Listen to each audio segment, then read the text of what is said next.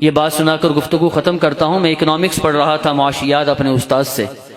میں نے ان سے پوچھا، سر من علمک الاقتصادیات، who is your teacher of economics? آپ مجھے معاشیات پڑھا رہے ہیں، آپ نے خود کن سے پڑھی ہے؟ انہوں نے اپنے استاد کا نام لیا۔ میں نے کہا سر ہو از ٹیچر آف یور ٹیچر، آپ کے استاد کا استاد کون ہے؟ انہوں نے کہا مجھے معلوم نہیں کہ جس نے مجھے معاشیات پڑھائی اس نے خود کس سے معاشیات پڑھی، جس نے مجھے اقتصادیات پڑھائی اس نے خود کس سے اقتصادیات پڑھی؟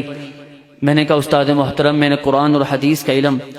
اس مدرسے کی چار دیواری میں حاصل کیا ہے، اور میں پورا سلسلۃ الذہب رکھتا ہوں، پوری سند رکھتا ہوں کہ میں نے حدیث مبارکہ کن سے پڑھی، انہوں نے کن سے پڑھی، انہوں نے کن سے پڑھی، یہاں تک کہ آخر میں ہر طالب حدیث کے استاد کے طور پر جناب رسول اللہ صلی اللہ علیہ وسلم کا نام نامی آتا ہے۔ مشہور و معروف ہے حدیث کی سند، مدارس کے اندر ہر ساتھی اس کو جانتا ہے، وقت نہیں کہ اس کو سنایا جائے۔ اسی طرح قرآن کریم کی سند بھی محفوظ ہے کہ میں نے قرآن کریم کن سے پڑھا، انہوں نے کن سے پڑھا، انہوں نے کن سے پڑھا، یہاں تک کہ آخر میں بطور استاد، ٹیچر اور معلم کے کسی انسان کا نہیں بلکہ خالق انسان اللہ رب العزت کا نام نامی آتا ہے بطور استاد کے۔ جب میں نے یہ بات مبلغ اسلام حضرت مولانا طارق جمیل صاحب دامت برکات العالیہ کو سنائی تو انہوں نے تعجب کی نگاہوں سے میری طرف دیکھا اور کہنے لگے، احمد میں نے آج تک قرآن کریم کی سند نہیں سنی، تم کیسے کہہ سکتے ہو؟ میں نے کہا سنیے حضرت، میں نے قرآن کریم پڑھا اپنے استاد محترم قاری اقبال صاحب دامت برکات العالیہ سے، انہوں نے قرآن کریم پڑھا قاری عبید اللہ رحیمی سے، انہوں نے پڑھا مجدد القراءات قاری رحیم بخش نبر اللہ مرکدہ سے جو میرے والد محترم کے بھی استاد ہیں، انہوں نے قرآن کریم پڑھا قاری فتح محمد سے، انہوں نے پڑھا محی الاسلام سے، انہوں نے پڑھا عبد الرحمن اعمیٰ سے، انہوں نے پڑھا قاری کبیر الدین سے، انہوں نے پڑھا امام الدین الامروہی سے، انہوں نے پڑھا قاری قادر بخش سے، انہوں نے پڑھا عبد المجید الدہلوی سے، انہوں نے پڑھا غلام مصطفیٰ الدہلوی سے، انہوں نے پڑھا غلام محمد سے، انہوں نے پڑھا عبد الغفور سے، انہوں نے پڑھا عبد الخالق المنوفہ سے، انہوں نے پڑھا شمس الدین اعمیٰ سے، انہوں نے قرآن کریم پڑھا قاری عبد الرحمن سے، انہوں نے پڑھا قاری شہاب احمد السنباطی سے، انہوں نے پڑھا قاری شہازہ الیمنی سے، انہوں نے پڑھا ابو نصر الطبلاوی سے، انہوں نے پڑھا قاضی زکریا انصاری سے، انہوں نے پڑھا برہان الدین القلقلی سے، انہوں نے پڑھا شمس الدین ابو الخیر محمد بن الجزری سے،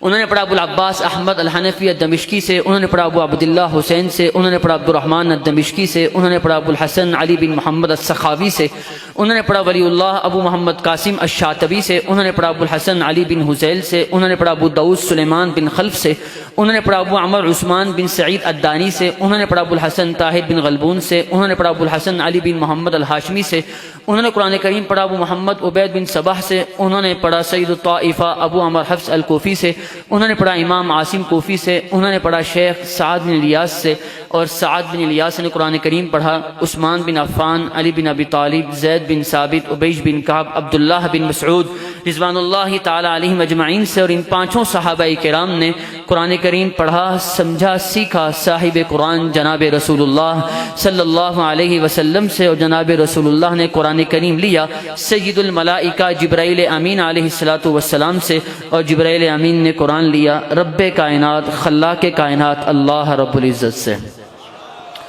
جن جن کو خوشی ہوئی ہے ذرا اونچی آواز سے سبحان اللہ۔ اگر میرے اور ان ساتھیوں کے اور پوری دنیا میں ہر بچہ بچی پڑھنے والے قرآن کریم کے اگر حفاظ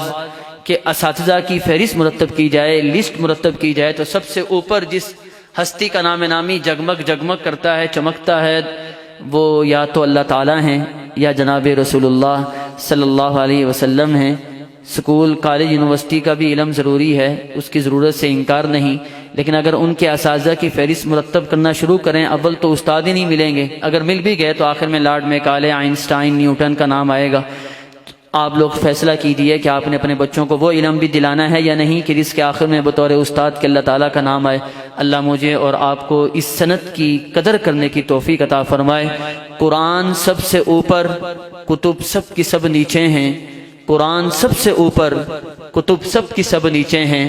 اسی کا حافظ آگے، صدر وزراء پیچھے ہیں۔ مدارس مساجد میں یہی پڑھایا جاتا ہے، اسی کی بخشش ہوتی ہے جو ان سے دل لگاتا ہے۔ وما علینا الا البلاغ۔